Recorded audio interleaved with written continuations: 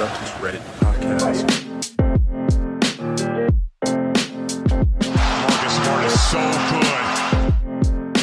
Tatum, Brown, got it. Shot a three. Hello and welcome to the Celtics Reddit Podcast presented by CelticsLife.com. My name is Ben Vallis. Thank you for joining us. Hope you're doing well. Also joining us tonight, Jackson, aka Rickman Lives. Jackson, how have you been, man? I've been well. It's nice to be back. I wish it was under better circumstances, but yeah, good. I know. Good, thank you. It's a great time. Yeah, it's good to have you back. Thank you. It's good to have you back. I mean, you picked a good 2-week stretch to be away from the podcast because it's been pretty dreary around here. But hopefully your return will also mean the return of good vibes and good on-court playing time. For I'm back in it. I'm glad.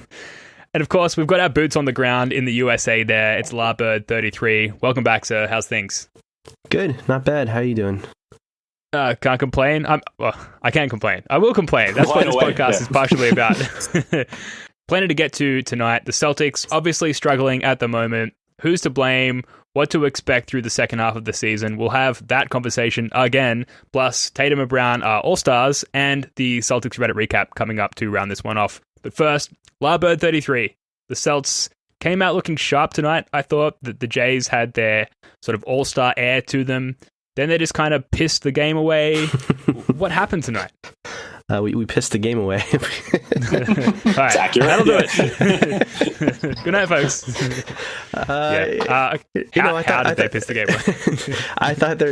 I still think there's some encouraging signs. Kemba Walker, he actually had some big plays down the stretch. And if you look at his play over his last 6 games or so, even if you include that game where you went 1 for 12 from 3, which was terrible against the Pelicans, his stats are pretty much the same as they were last year. I mean, he's averaging about 21 points, 42% shooting, 36% from 3. It's roughly the same. He seems to be improving, so that's a positive sign. The Jays are stars, but yeah, I mean, both of these games, disappointing. We obviously blew a huge one against the Pelicans. This one was a little more close. I feel like this could have gone either way. Our record's pretty much the same as Dallas, so I didn't really take this too personally. But yeah, I mean, obviously things aren't going great right now. It was a weird moment because I remember watching in the bubble that game against the Mavs had against the Clippers, and when he hit that shot, I went absolutely wild. I was like, oh my God, that's like one of the most best things I've ever seen. Well, he actually hit a fucking identical shot, like the same circumstances again. And two of them, basically. And 2 of them. It just goes to show just how like generational and just awesome Luka Doncic is, and you can't hate on things like that. If he was like playing like James Harden, not to call anyone out, but like just in a way that is not aesthetically pleasing, I would be way more upset. But no, you can't do anything about that. It was good, but yeah, pissing games away. That's been a bit of a theme lately. We tried real hard to do it against Atlanta the second time. We successfully managed to do it against the Pelicans in some tremendous fashion. But I don't know if we pissed the game away this evening. I felt like it was more or less a foregone, like it was following form basically in the fourth quarter, just not being able to execute. And it was like, here we go again. But lo and behold, we got ourselves back into it. And then we just, lost to a little bit of, magic. So it still sucks. Sucks a lot. Yeah, we had a good final 3-4 minutes or whatever it was, but the point is we had already pissed the game away by that point, in my opinion. But Larbird, it's interesting what you're saying about Kemba Walker, because I kind of walked away from this one thinking, well, Kemba Walker, it was terrible. And like if you just try and think back to the game and sort of the memories that sort of flash into your mind, it's Kemba Walker bricking a lot of shots, but looking at his stats here, 8 for 19, so 42%, 4 of 11 from 3, and a +9 overall. Like that's not that bad. And yeah, he did have that really good stretch at the beginning of the fourth quarter that kind of brought the C's back into this game after a pretty terrible third quarter. It's so hard with Kemba Walker. I really find myself seesawing on my overall perception of him and his longevity in this team, and can we or can't we win without him? I think a lot of the fan base obviously are also very divided on him as well. I'm just curious, because the data that we have to look back on and how we formulate these opinions of Kemba Walker change frequently. There's games every day or every second day. Larbird, you kind of offered your thoughts there. Jackson, I'm curious to hear what you think. We haven't had you on in a couple of weeks. How are you feeling about Kemba Walker as sort of a long-term, and when I say long-term, I mean sort of 1 to 3 years or so with this team. What are your thoughts on Kemba in general? It's been a bit of a roller coaster as of late because, he came back from the injury and he definitely looked a shell of the player that we, needed him to be. But, you found he was getting better. He was improving. It was a funny moment against the Atlanta game when we were in the midst of giving up that lead, or almost giving up that lead, I should say. And Kemba came back on, and all of a sudden I just felt calm again. I just felt like, okay, cool. Like, he's back. These things are going to be okay now. And lo and behold, it did get better. So that was a positive sign. I feel he's probably getting a little bit more of the scapegoat treatment. And that's, at bottom, that's unfair. But at the same time, I mean, on the overall, like you think about what you want to see from this team, and like Jaylen Brown's been delivering. Jason Tatum doesn't feel like he's been delivering, but look at his numbers, and he's been enormous. So Kemba, you expect to have like a similar level of production, and even though the numbers kind of suggest that he is, you just feel like he's still not where he needs to be. So as far as like long term is concerned, I think his health is going to deteriorate, or is going to become less reliable, probably, to be more optimistic, as the years go on. And if there's a trade to be made, if someone would take him off our hands, then I think that would be the popular consensus. But he's still got a lot. I still feel like he's got something to offer this team, and I thought he was pretty good in the playoffs too. So I don't think it's time to throw him out, but I feel he's getting a little bit of scapegoat treatment now that Jeff Teague has been banished to the shadow realm of the DMP list. So somebody's going to take the blame. So I feel like Kemba gets that, probably based on his salary more than anything else, but still. Yeah. Now, La Bird, I know you are kind of on the other side of the fence, where I've seen you posting on Reddit. We obviously have our Slack chat as well, where you're like, he'll come around. He's shaking rust off. How long are you going to give him to shake off this rust? And at what point do you start to, turn the corner in terms of your idea of Kemba Walker's ability to have a positive impact on this team? So I feel like we're going to be covering some similar ground that we've kind of talked about in previous episodes. But with me, I think you have to really separate. There's two things. Like I've been in support of trading Kemba even before I found out about the knee injury, just because of how he fits alongside the Jays. I mean, the short version is I think we brought him in to fill the role that Kyrie had as our number one scorer. And then once Tatum and Brown took a leap, we didn't necessarily need that anymore. We need someone who complements them. So from that standpoint, anyone who wants to like come up with trade ideas or say that we need to trade him for, someone who positionally fits better as like another wing who can spread the floor and play solid defense, totally support that. It makes sense to me. It's nothing personally against Kemba. I just think it makes sense. But then there's the other side where there's people who, and I do disagree with this, which is the folks that say he's washed up, he's done, he's toast, he'll never get back to where he was before. I just don't agree with that. And I think part of it, honestly, is I feel like people are, it's hard, no offense to Kemba, but I feel like people are overrating what he actually ever was. His season before he even came to Boston, like they have this vision of him as being this superstar player. He averaged like 26 points, but he did it fairly inefficiently, 42% from the field, or actually 43, and 36% from three. On a bad team that was under 500. I mean, he wasn't a great player. He was a good player, a fringe star player, or a low-level all-star. And then last year, I mean, if we're comparing him to last year, I mean, let's compare him to last year. Last year, he started his first month of the season shooting under 40%. That continued on into December, where he shot around 41%. He did eventually kind of get in a groove for a couple months, and then he kind of fell off a cliff, whether it was because of his knee or what. But I mean, his post, I'm pulled up real quick here, his post All-Star stats averaged 14 points. He averaged 14 points on less than 40% shooting, 33% from three. He's been kind of not great for a while. So yeah, he showed up this season coming off a treatment to get some stem cell injection into his knee. Supposedly he's no longer in pain.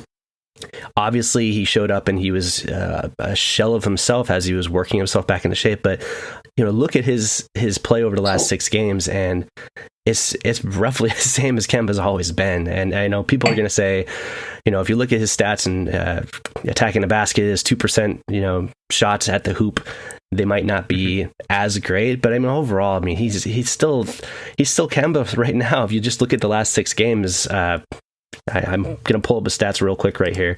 Last 6 games, 21 points, 3.8 rebounds. Last year, 20 points, 3.9 rebounds. Shooting percentages last year, he was 42.5%. Last 6 games, 42.4%. And his 3-point shooting has actually been better over the last 6 games, in spite of that terrible 1 for 12 performance. He was actually shooting 40.7% over the last 6 games. So, I mean, he's roughly the same. I think that it still goes back to the original argument, though, which is that as a positional need, I don't know if he's really ideal. Like, his assists have gone down, because now we have guys like Tatum and Brown who are actually trending upwards in their assists. Tatum's averaged nearly 6 assists over the whole month, and Brown over his last 5 games has averaged over 6 assists. These are now our guys. These are the guys that should have the ball in their hands. They're the guys who are creating for everyone. And then you have Kemba, who's kind of filling this like third man, like, you know, off the ball type of guy, and that's just not who I think we need. So yeah, long talk there, but that's my take on it. Yeah, and I understand the sentiment of like, yeah, maybe we're tracking back on some stuff that we've already discussed in prior podcasts, but like, it's still a pressing issue. It's still a current affair, if you will. Like, Kemba Walker is kind of this polarizing figure, in that we pay him so much money and he's not really, you know, getting it done. But you're right, like he is statistically what he has always been. You actually had a pretty good post on this, Larbird, on Reddit a day or two ago, titled "Kemba is Kemba," and is, you know, and basically saying exactly that he is who he has always been. And there was a user, O'Hanrahans, who wrote, what made Kemba such a valuable player was his efficiency in the pick and roll. He can't pressure the rim the same way he could before, so he doesn't generate the same kind of spacing and passing lanes that he used to, which is interesting. And then, you know, I recommend checking out that post by Larbird and reading the full reply by O'Hanrahans there, but lists the percentile ranks of pick and roll in the last 5 seasons for Kemba Walker there, and you can obviously see that percentile rank drops off in the last few seasons or so. So I think that's another interesting way at looking at, you know, maybe the drop off for Kemba Walker. Yes, you know, generally speaking, he is the same Kemba that he's always been, but there are parts of his game that are maybe starting to peel away a little bit. Does that sound fair? Yeah, I think it's fair. And I also think that if you look at any stats of him, you know, going back to what I just said, where his post All-Star stats last season were pretty bad, I mean, it directly coincides with the rise of Tatum and the rise of Brown. So, I mean, as those guys take a larger role, his stats are going to take a dive. But yeah, I mean, he's 30 right now. He's regressing, you know, he's regressing maybe a little bit, and he's still, I think, kind of working himself back into game shape. But people who want to just give him away for nothing, I mean, that's going to be it's going to be a similar thing where, you know, Kyrie walks and he's now putting up freaking MVP level stats in Brooklyn, and now Hayward's putting up star stats in Charlotte. All the guys who were like, you know, we don't want them, they're trash, they end up putting up big stats. Terry Rozier's another one. Yeah. I feel like it's going to be the same thing. If we let Kemba just go for nothing, we're going to be like, God damn it, he made an all-star team. Like, I would not be surprised to see that happen if he made an all-star team. Yeah, it's interesting. I have previously said on the show that I think the optics of trading Kemba would be bad. Now I think that he's clearly, and it's kind of reiterating what you guys have just said, that he's so clearly not a good fit for this team that I think a trade, you know, the optics are less bad in that sense, because I think sort of league-wide and NBA community-wide, it's almost like a semi-obvious move for the Celtics to make. Like, we tried, we love you, Kemba, our guys love you, it's not working, it makes sense to move you. Like, I do think that it does kind of, what we've seen over the last, you know, 14 games or whatever since Kemba's been back, it does open us up to a more of a frictionless trade scenario. But getting to the Celtics sort of more overall, and we went off on this Kemba tangent, we always tend to do it, but it is important. But looking at the Celtics as a whole, it's fair to say that they have been struggling at both ends. I want to start with the defense here. Jackson, we haven't heard from you in a couple of weeks. Defensively, what do you see as the major issues for the Celtics? Well, the easy answer, and I'm going to give the easy answer because I'm like that. We don't have Marcus Smart. We don't have Marcus Smart. I guarantee you at least 1 or 2 of the games that we've dropped over the last couple weeks don't get dropped without Marcus Smart available. So that can't be understated. But I think, you know, the fact that we're now sub 500 and we've been hovering around 500 for, you know, the better part of, you know, of about a month now, I think it's just indicative of having a young, inconsistent team. You know what I mean? Like, there are some nights where we look, very competent, particularly on the offensive end. There's not a significant jump on the defensive end that makes you think, oh yeah, they can do it on both nights. But, sometimes the offense bails us out. And I think that just at the end of the day comes down to having a young team that just can't perform night in, night out. Brown and Tatum can only do, so much. And, we can't defend threes. We can't, really defend that well in the paint. The shot blocking thing still hasn't particularly been answered, except for when Robert Williams is on the floor. But that's, probably a whole argument altogether. So yeah, I think the defense is just really indicative of having a young team that's inconsistent, and also Marcus Smart being out. I think those two together, play a huge factor. Yeah, I totally agree with what Jackson said.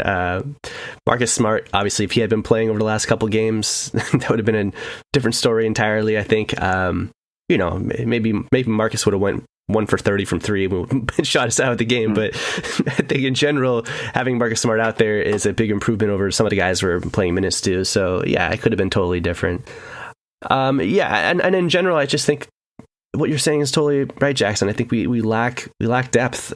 I think having Gordon Hayward last season during the regular season was huge for us, and we don't have that anymore. And I've been trying to think about this thing that I kind of talked about last week, where it's like, if you actually look at our roster that made a run to the Eastern Conference Finals last year, we still have all those guys. So why are we struggling right now? And beyond just like our rotations and like who we're throwing minutes to guys like Nesmith, who I think it's a positive.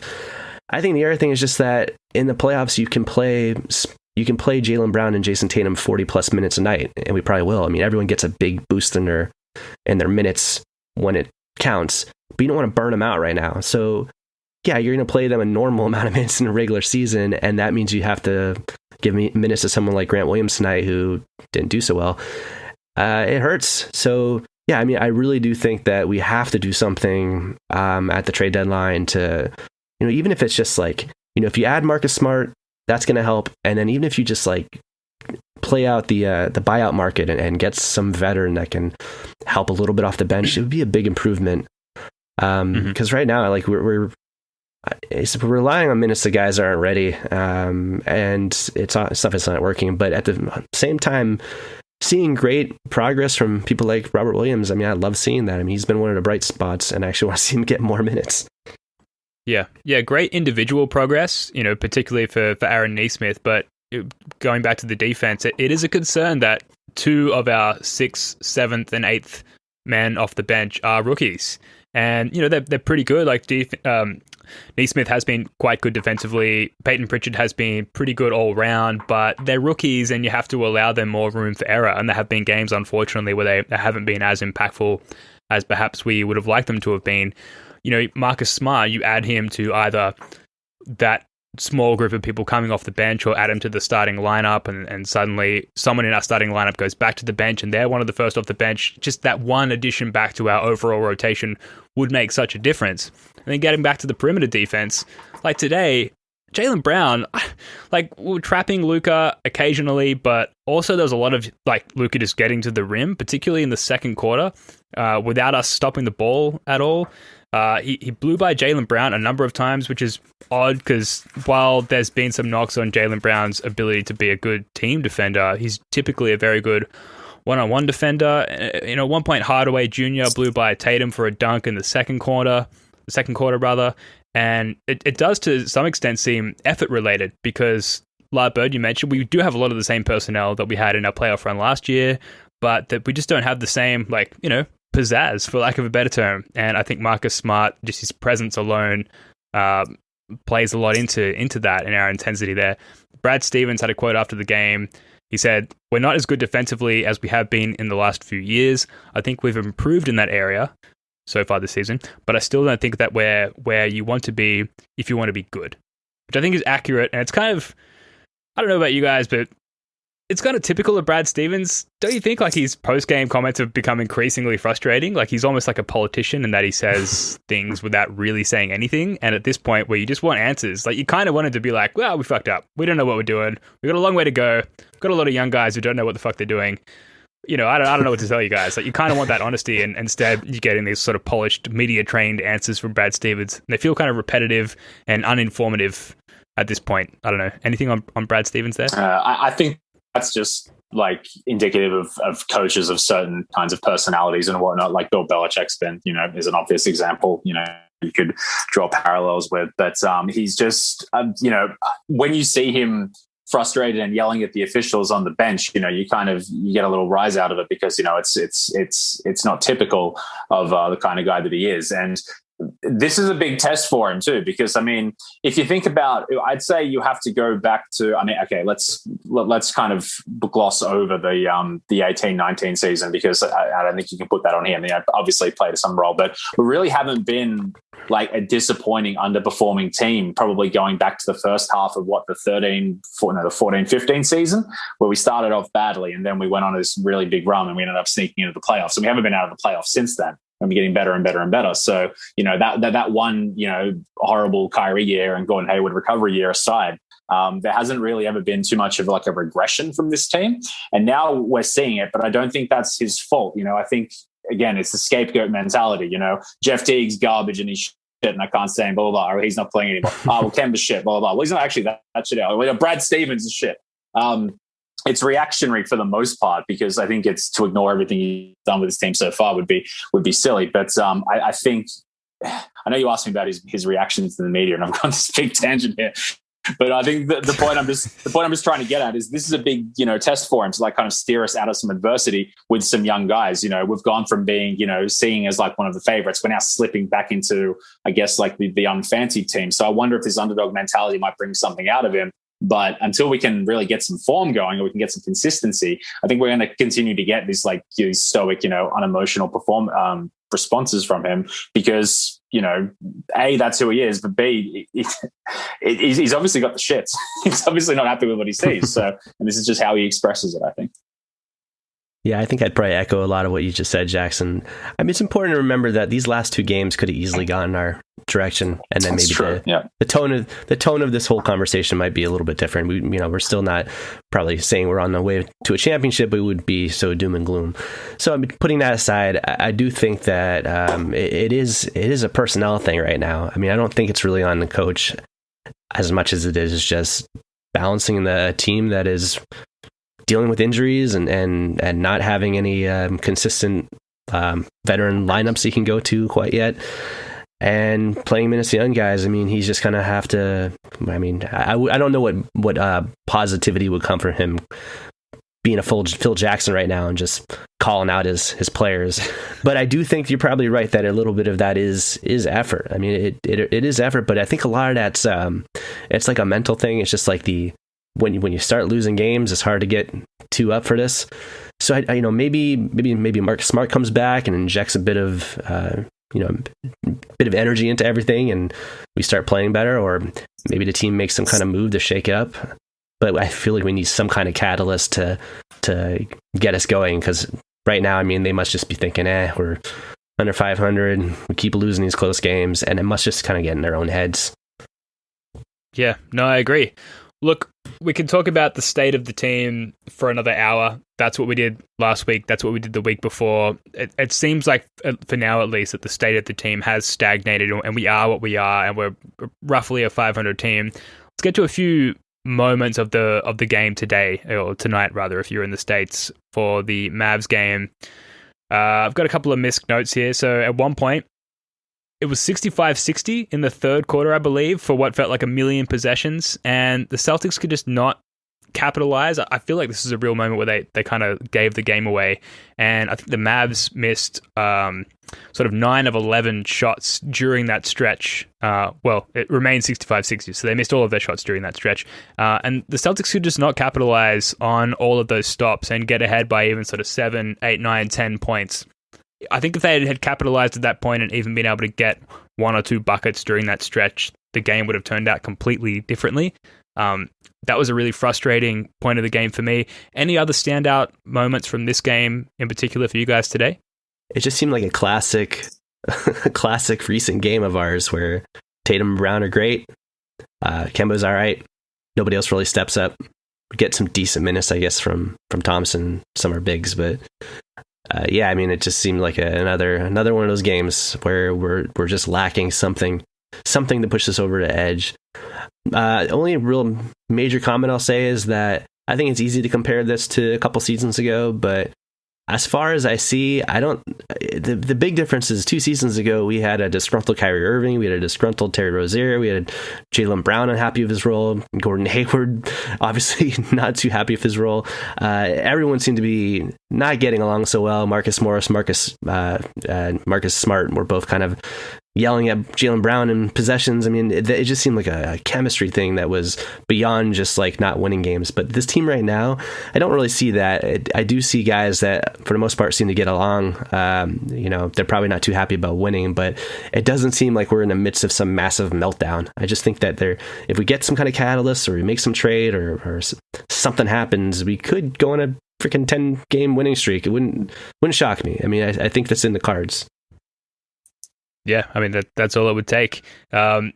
Tristan Thompson, you mentioned up the top there, Larbird. I thought he was sneaky. I mean, not really sneaky at all. He was very assertively good today.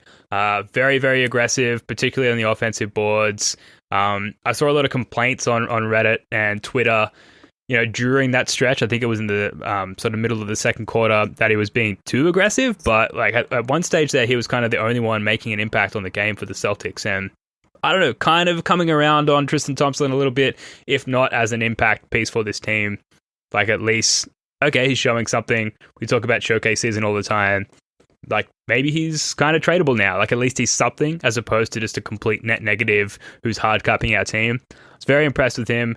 Also the air ball shot that Tatum clearly touched at the end of the game there as it was going out of bounds. Like you could tell live, I was watching on my phone while at work, you could tell that he touched the ball. Like, and then he's acting like he didn't touch the ball and they go to replay and like immediately determine that he did. The whole thing was silly. I felt embarrassed for him. And, it kind of like if you just either grabbed the ball or didn't touch it, then the game goes potentially a completely different way. I don't know. Just speaking of moments from this game, that irked me and made it harder to digest. It was already frustrating, and then that happened, and I'm not going to sleep tonight. I don't know. Any thoughts on that? Jackson? Can't help you, buddy. I'm sorry. All right. Well, look, I mean, we could talk about all the terrible things about the Mavs game and the Pelicans game, but I don't think anyone really wants to hear about that. I think everyone sort of compartmentalizes these things and either moves on or holds on to things or however it may be that you cope with things. And this is not a fan therapy podcast in this particular case, so we're not going to touch too much on that. Kangu NBA on Twitter, who's a great follow, by the way, wrote, the Celtics are really just losing because they need Marcus Smart and one more reliable veteran on the wing. They just have to stick with it. There's really good basketball in there somewhere. And Reddit user LilG88 wrote, I think Marcus Smart and Romeo Langford will give this team a bigger boost than most expect. I've been seeing a lot of this on Twitter and Celtics Reddit recently. I feel like a lot of people are starting to overhype Romeo Langford, who's someone that, if you think about it, we haven't seen a lot of throughout his short career so far. And they're kind of building him up as this savior. And when he eventually comes back, suddenly the team is in better stead. Do you guys feel that way at all, or are you on team Romeo is going to come back and save our season? Jackson. Honestly, sorry, you just went to Jackson, but I just wanted to say that. Yeah. I just wanted to say that honestly, I keep legitimately forgetting he's a person that exists. It's like it's the weirdest thing. Like this whole conversation leading up to this, thinking about what we could do for our roster, he never crossed my mind at all. And then you bring him up, I'm like, oh yeah, Romeo, he could be good. It's like almost like that Doctor Who villain, where if you're not like directly looking at him, you forget about him. Like I totally just keep forgetting that Romeo is a person.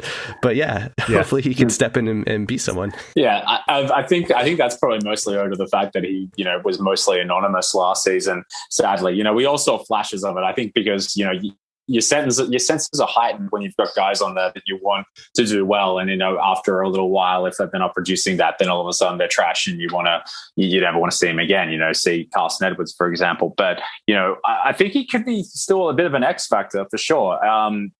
Well, he was the 14th pick, so he's got to have some level of competency to him, and that's what this team needs at the moment. So again, I think it's unfair to put the expectation on him because A, he's barely played at all, and B, he's coming off an injury.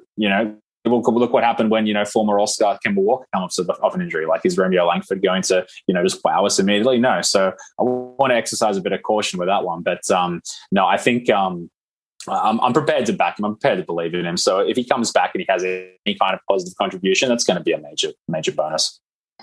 So big ShamWow today. Sham Charania tweeted that the 2021 NBA All-Star reserves in the East are James Harden, Julius Randle, Zach LaVine, Ben Simmons, Nikola Vucevic, and Jason Tatum and Jaylen Brown, which is amazing, particularly Jaylen Brown making his first All-Star game.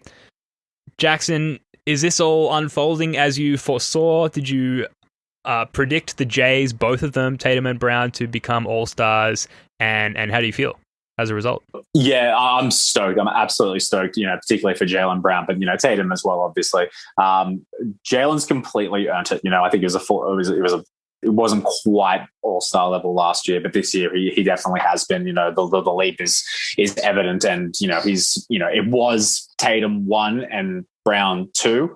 Now I'd say it's probably, this might be a little bit of an overstatement, but like I'd say it's probably more like Tatum 1A, Jaylen 1B almost. So the fact that he made the game, I mean, it is going to be in front of nobody, and it's going to be this there's already this stink about All-Star weekend. It's like, do we really need this? Should it really be happening and whatnot? So it's tainted from that respect. But I mean, for the guy personally, it's a huge achievement. He's 100% earned it. And to be, I think we had 2 All-Stars last year in Kemba and Tatum. So was Kemba last year? He was, yeah. I got very confused for a second. So yeah, to be well represented again is nice. But I'm just stoked for Jaylen Brown more so than any others. Yeah, youngest All-Star duo for the Celtics since Bob Cousy and Ed McCauley in 1952 or 1953, which is insane. Wow. Yeah, that is. A Reddit user, the Turtle One, wrote, "Whenever I see our record, I just remember that we have 2 young superstars in the making, and it's all good." La Bird, I know you sort of err on the side of optimism. Does this help? Does this help you sort of digest this season at all? Yeah, sure. I mean, we said it before, but the hardest part of building a team is getting two All-Stars or multiple All-Stars. Yeah. Even harder to get them when they're young, and obviously these guys are very young with many years ahead of them if they stay healthy. So I feel like we got that huge check mark. Boom, we got that done. So it's just, just filling the roster around them. So yeah, it's great. I mean, those guys have been awesome. They're, I guess they both kind of roughly play the same position, but it's like the most important position in the NBA. So yeah, we have an embarrassment of riches as far as our core top level talent. Then it's just getting some role players around them. I wanted just quickly, because as you were listing off the All-Star reserves, I actually hadn't looked at the whole list. You mentioned Julius Randle first, and that one just kind of made me a little bit, I don't know, a little annoyed, because like in the off season, I had proposed some trades, and one of them was trading Kemba to New York for their cap space and a pick.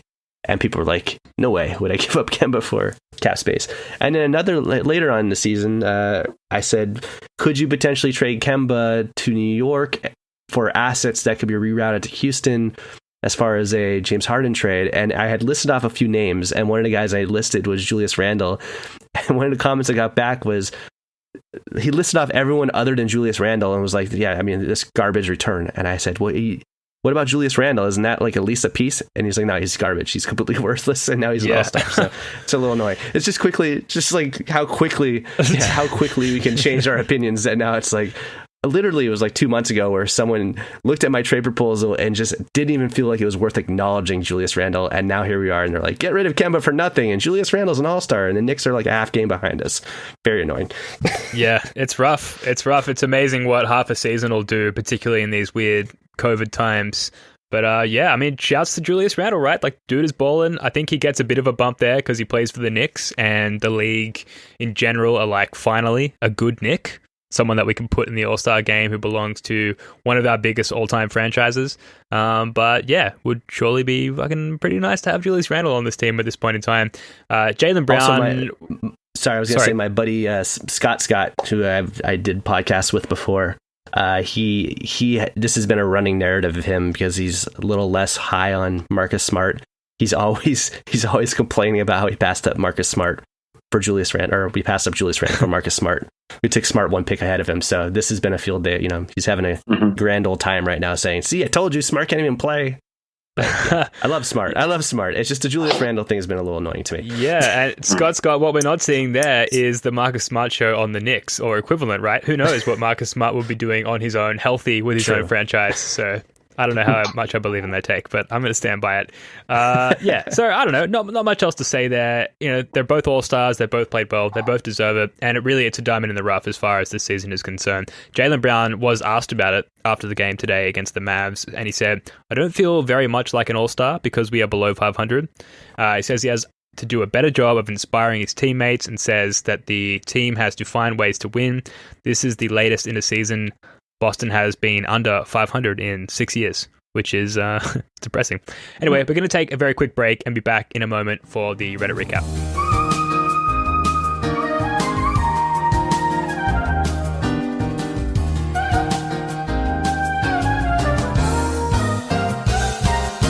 All right, welcome back. This is the Reddit recap. And by the way, we are searching for theme music for the Reddit recap. So if you have suggestions, if you have a creative bone in your body and you'd like to submit an idea or a piece of music to us to use as the Reddit recap theme song, please do so. We'll consider it and use it if it's any good.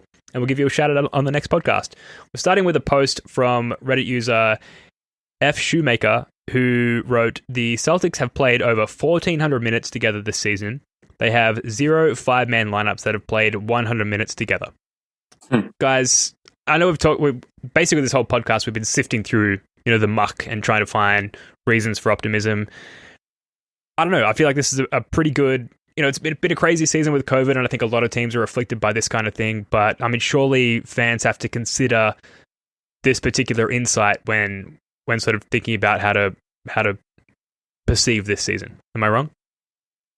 No, you're not wrong. And I think the injury record probably is most indicative of that. We had a stretch where we didn't have Kemba. We had a stretch where we didn't have Tatum. Now in the stretch we don't have Smart.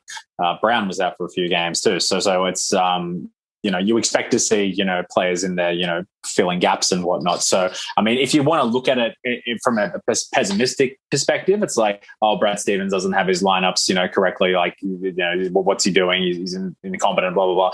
Or you could have a more sensible take. It's like, we haven't really had a chance to settle. We haven't really, we don't have that consistency. And, we're definitely like experimenting and trying to find the right lineup. And you would expect that. But I think it definitely, once we, have that lineup that becomes like the closing lineup or the strongest lineup for certain situations, then we'll start to see that even out. I hope that's the case anyway, too. So, I'm encouraged by the fact that it's, it's not convenient, but it's explainable, or it's on paper, it makes a lot of sense why the struggles are there when you see stats like that. Yeah. La Bird, any thoughts? No. Well, let me elaborate on this post a little bit. So F. Shoemaker goes on to say, our most used lineup is Smart, Brown, Tatum, Tice, Thompson, which has played 94 minutes and 31 seconds. Number 2 is Walker, Brown, Tatum, Tice, Thompson, which has played only 65 minutes and 31 seconds. No other lineup has more than 30 minutes on the court, which is insane. They say, for context, 9 out of the 10 top teams in the league have at least one lineup with over 100 minutes. Brooklyn is the other for obvious reasons because of the midseason trade. Most have more than one, and most starting lineups are way, way over 100 minutes. So, I don't know. It's kind of a relief, I think, to read this post. This is 4 hours ago as of recording this podcast. Just like, okay, all right. Like, there's room for improvement. There are clear reasons as to why we're not great. I don't know. Maybe things aren't so bad. Should we move on? Anything to add to that post? Yeah. No, I agree. I think by the end of the season, and again, as we've been saying all these same things, but by the end of the season, if we find a core 9 and stick with them, we'll build some chemistry. People get in a rhythm. It can be completely different than it is right now. But just looking at that right now, it gives you some insight to why we might have been struggling a bit. Yeah, it was a timely post by that user. Moving on to another post by user Leroy Browntown. They write, posted this in another thread. Feel it should be said in regards to the traded player exception. They go on to say, we need to understand that Denny and the Seas can do more with the TPE in the off-season, knowing this and seeing that this team is in no way competing this year against some of the current teams in the league, blah, blah, blah, blah, blah. So question to you guys, do you still feel like the TPE should be used this season, or do you think it could be better used in the off-season? And if so, what kind of moves do you envision in the off-season using the TPE? As far as like off-season moves are concerned, I really wouldn't have a clue, to be perfectly honest. But I mean, I'm torn between two schools of thought. There's one that's there's one that's like, let's have a swing. Let's try and get somebody that's going to make an impact now. Let's start building on that for next year. But I mean, if you really zoom out and see the bigger picture, I reckon it doesn't matter really who we get now. We're not getting past Brooklyn. Not really. So, and then, even if we don't fall, even if we get them in the finals, then you probably have to go past Philly. And I don't think we're getting past Philly either. So I think there needs to be an acceptance of we are who we are. Obviously, we need to get better. We still need to be competitive. I don't want to face a fucking play-in game against the Hornets and lose to a Gordon Hayward putback or anything. That's something I can do without. So I want to be better now. Absolutely. But as far as I think this is probably sorry. Yeah. Danny Ainge is sorry for putting that thought in your head. I'm never going to be able to get that out of my mind. Sorry. Playing basketball would be pretty fun. Let's face it. We'll be up against the Hawks and the Knicks and the Wizards, the Hornets. Shit. No, so I want it to be used on the right person. If that right person isn't available now, so be it. I think most people would riot if we didn't do something to shake up the roster now. But I mean, as far as I'm concerned, it's got to be used on the right person, and whoever that ends up being, I don't know. I think it's hard to say who will be available after in the off season, but because of the timing of everything with the shortened season, I think we're able to use it. I'm pretty sure we're able to use it during the trade deadline. During the draft, and we're able to use it in the first part of free agency. So it opens up a whole bunch of possibilities that we can probably talk about at that point in the podcast. But in the short term, I mean, there's still options. Reddit user Prestige Worldwide pointed out, I hadn't realized this, but the Kings had lost 7 in a row. It's now 8 in a row. The Kings have lost, fallen way out of the playoff picture for now. And so they might be looking to finally move Harrison Barnes, which is, one of everyone's favorite talents here. And supposedly he looked at the Kings subreddit. I haven't checked it myself, but a lot of them were interested in Aaron Nesmith. Some people have been kind of showcasing Aaron Nesmith. Is that something we want to do? Maybe. Maybe.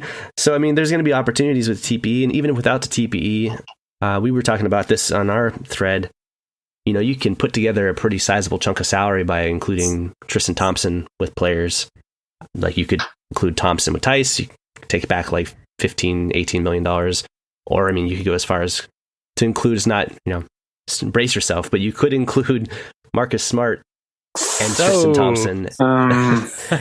You could take back guys that are making well into the mid-20s without even touching the TPE. So if there's a guy, there was a rumor supposedly that the Mavericks were entertaining the idea of trading Porzingis, who is obviously a massive injury concern. But that was one of my first posts, was asking, maybe would you be open to trading Kemba for him? Would you be open to trading a package around Smart and Thompson? Could we intrigue them with that? I mean, there's so many things that Ainge could do, and hopefully he finally does something, because it clearly does seem like we need to do something.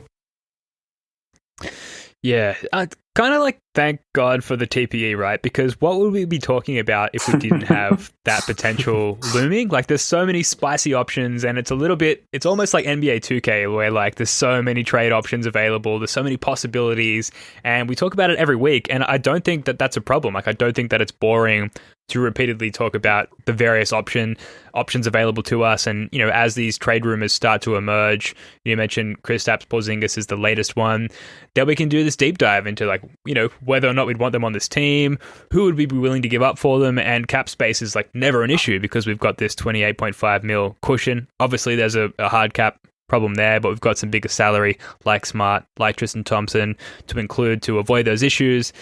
I don't know. I guess I'm very thankful for the TPE. Obviously, unlike Gordon Hayward, TPE is not putting up stats. The win shares, the defensive win shares are not, apparent for the TPE, but they're still providing content and entertainment for us. So let's pause for a moment and appreciate the TPE. Better Volk than Jeff Teague, put it that way.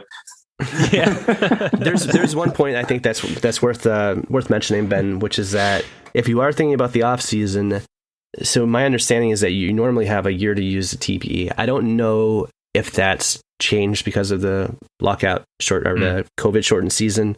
That was something that like Danger Cart kind of touched on in a previous podcast, where there's kind of these cryptic rules around the timing of things. But my understanding is that we have until, I think we made that trade in November, late November 29th, where we actually moved Hayward. So I think we have until November 29th, 2021, which would be like past the point of free agency. So what's interesting is that like if someone like DeMar DeRozan, who's in the final year of his contract, or even someone like LaMarcus Aldridge, or any of these guys who are actually free agents, I think you could potentially work out a sign and trade and utilize the TPE to absorb that salary. So that opens you up to being able to basically offer the money that we didn't give to Hayward to any free agents coming up here. So that's kind of an interesting thing that I don't think really anyone's really touched on too much, but that's the kind of flexibility that maybe it makes sense to wait so that you can actually really choose who you want to go after. Yeah, and this season is a weird one, and I think it feels like there's some urgency to make a move now, but in 2 to 5 years' time, we might look back in hindsight and think it made sense for Ainge and co. to wait until there was more stable ground to make a move, when we sort of had a better idea of what the playing field would look like, and whether we'd have crowds in our arena in TD Garden and things like that. Like maybe eventually it will make sense for Ainge to have waited. I think at this point, though, fans are just champing at the bit for anything to be done to give us a better chance of winning. Let's move on, though, and thank you to Leroy Browntown for bringing out more TPE content. We obviously can't get enough of it here. This is by a user he called Game, and they write about the curse of IT. It's a post titled "The Curse of IT: A Short Retrospective," and in summary, it's a very long post, and I highly recommend going to read it. I'm actually going to link it in the show notes for this podcast because it's a very well written, very well thought out post. They go on to say the Celtics have been ass. Ever since Brad Stevens, the Celtics had been this scrappy underdog team who constantly overachieved, but at a certain point they became the opposite. Front-running, perennial disappointments. From chemistry to kinked up, from doggedness to lackadaisical insipidness. This is the curse of IT. If you trace it all back, this run of insidious bad luck starts the summer when we traded for IT. Now, I'm going to summarize the key points of this post here because it is quite long, but it's a very good and very entertaining read, so please don't take my summary for it. Go and read the post. They go on to write, the IT trade in the summer of 2017, it was the right move, but the optics were terrible.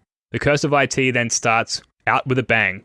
The very first 5 minutes of the very first game of the 2017-2018 season, marquee free agent signing Gordon Hayward suffers a gruesome ankle injury. Truly, it was an omen of what was to come.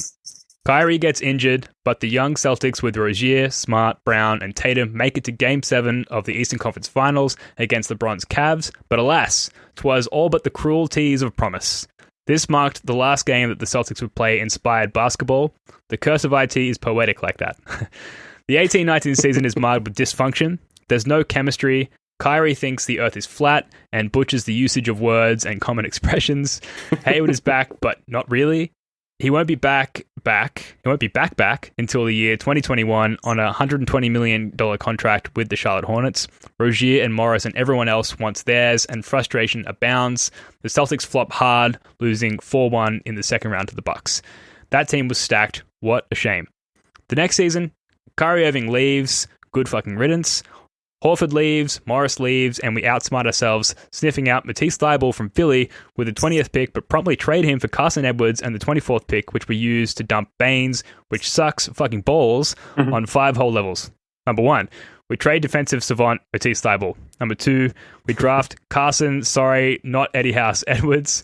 Number 3, we lose a solid-ass player in Aaron Baines. Number 4, the Baines salary dump allows us to get Kemba, who is, while not in the beginning of the end, a crucial catalyst to propel us to that end. And number 5, having the option of getting Kemba allows us to let go of Rozier, who is now a certified killer with the Hornets. The 1920 season, things are seemingly looking better, but the curse of IT is low-key like that. Hayward is so close to being back, but at any time he gets close to being back, he gets re-injured. Tatum's an all-star. Jalen just misses out. Smart is all defense. The team is close, but they never quite get there. They never hit that stride. Kemba gets a 4-month rest for his knee when COVID hits, but he was never right in the bubble. He never quite got back to his prior bubble level. Hayward gets injured again. The Celtics beat a dysfunctional Philly team and an annoying Raptors team in the playoffs. They then get manhandled by Bam Adebayo and torched by Duncan Robinson and Tyler Hero to lose dismally 4-2. It's not merely losing the series, it's the way they lost. Some 4-0s feel like 4-2s, and some 4-2s feel like 4-0s. This was that case. The one player I was proud of, this user goes on to say, in that series was Brad Wanamaker, who is now gone. But if Brad Wanamaker is the brightest point of that series, you know the curse of IT is going strong. Here we are now almost halfway through the 2021 season, and the dysfunction has peaked. Now, I'm going to stop here because we're all too aware of the dysfunction of this season, so I'm not going to recount what this user has gone on to say there. But user He Called Game ends with, maybe the mix is just wrong. Then that's on Ainge. You know what else is on Ainge? Trading motherfucking Isaiah Thomas.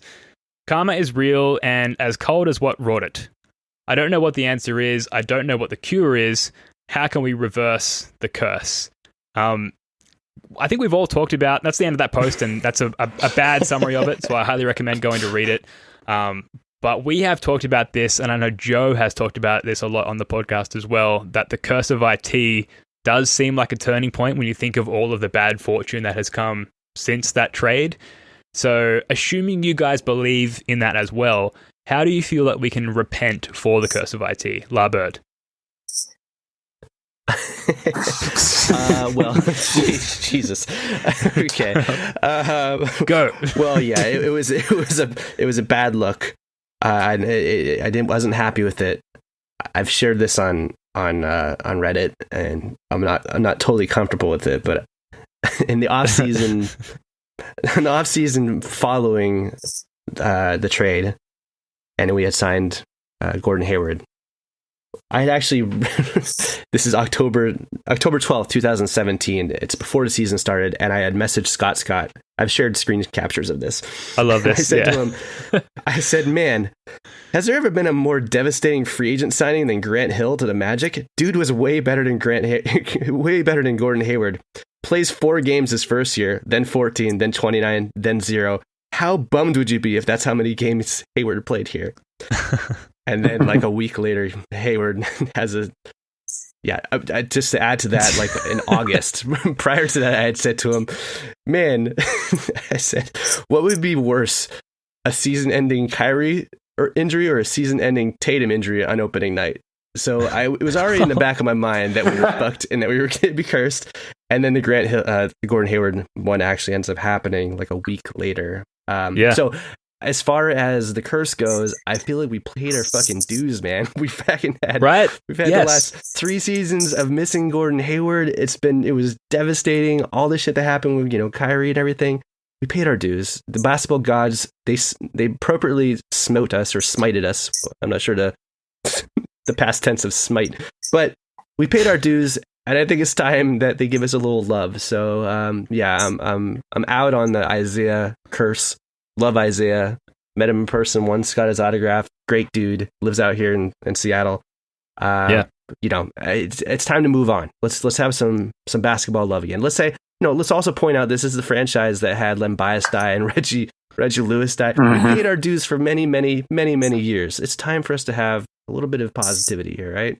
Yeah. Yeah, Jason, what do you think? I think, well, I don't know if we would have compounded the curse, but let's just say we traded Jalen Brown and a bunch of others for James Harden, and he comes in and we start looking more like, Brooklyn Nets do now too. Like, I don't think people would be saying that would be a bad move. It resulted in more winning, which it most definitely would have. But it's okay. when you put it in perspective, it does it does get a little bit eerie, but yeah, I mean that 17-18 season, particularly the playoff run. I know we lost Hayward, and I know Kyrie was injured as well too. But my most fondest memory of my short-lived Celtics fandom was that playoff run. And yeah, it was a tease and everything like that. You get add to that too. But it would have been more indicative if we just sucked flat out and we just missed the playoffs like every single year since. So I think it's a bit cherry picky-ish when it comes to that, because the last 3 years, I mean, that one Kyrie season again, the second one that's been brought up again. I've loved supporting the Celtics. It's been great. And I think if we had maxed IT, or if we had not made that trade, then who knows how it would have turned out too. But it's like, oh man, you could have had Kyrie Irving, and instead, you just kept broken ass Isaiah Thomas. It was the right basketball move to make. But as far as fixing is concerned, I don't know. Maybe Taco Fall can fucking summon some demon with this big ritualistic effigy burning on whenever the TD garden opens back up. I don't know. I'm open to trying whatever it is, but I mean. Yeah, I'm not too sure. What to say about the curse. I think we've got time for one more. This is by user Jack J98, and it's a tweet by Shams Charania. The Houston Rockets are releasing DeMarcus Cousins, sources tell The Athletic. And the reason that this is worth bringing up is because there are quite a number of Celtics fans who think that the Celtics are a chance for signing DeMarcus Cousins. La Bird, do you think there's any impact for DeMarcus Cousins on the C's? Do you think he has any desire to play for the Celtics? What are your thoughts on this? Well, he's been pretty bad, but his last game, he actually was pretty good. So maybe he's in that Kemba Walker bucket where he's working himself back into shape after missing a pretty significant chunk of time. What the most interesting thing to me about the Cousins thing is the main reason why most people didn't want him.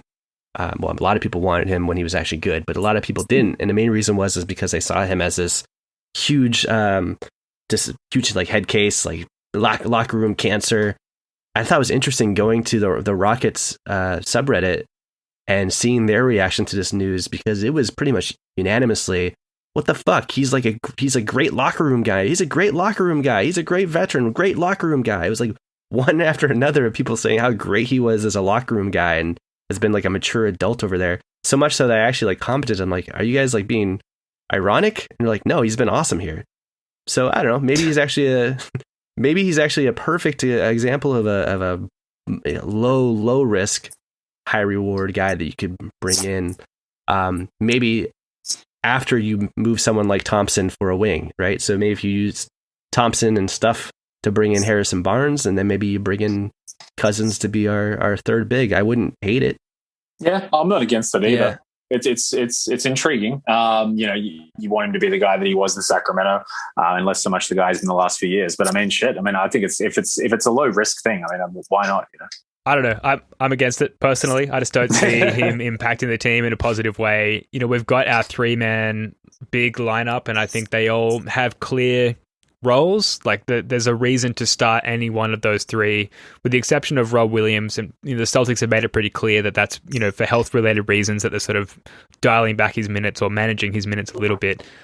I think they all have a pretty good role on the team, and introducing DeMarcus Cousins to that, I don't know. I think that just makes things more confusing for all of the players in the Celtics, and I think it's clear a lot of them are not quite comfortable in their roles. Otherwise, we'd be winning more games. And the introduction of DeMarcus Cousins to that, despite his prior successes, I don't see the positive side of that. Well, I wouldn't do it unless we made a move that included either Tice or Thompson. If we knew one of those guys for wing help, then I could see bringing in someone to fill out our depth. And I wouldn't that doesn't mean I'd start Cousins. I would see it as this is a promotion for Time Lord to get more minutes as our backup big to whoever remains between Tyson Thompson. And then you have Cousins as kind of spot minutes. But over the course of the season, he could get healthy, and then that could you could pay huge dividends. And if it's people need to remember, we're not talking about trading the farm for Cousins. We're talking about signing him to a minimum contract. And then if it doesn't work out, you just cut him. You give him a non-guarantee contract. So in that standpoint, yes, I wouldn't necessarily bring him in to be our fourth big. That wouldn't make a lot of sense. But a big picture type move, maybe that's a good follow-up move.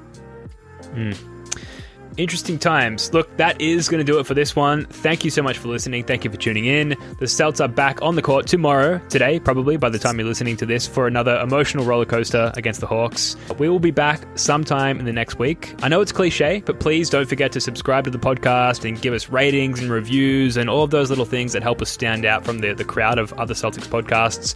Jackson, Larbird33, love your work, guys. Thanks again. Likewise, buddy. Thank you. Thanks a lot. All right, until next time, go Celtics. Peace.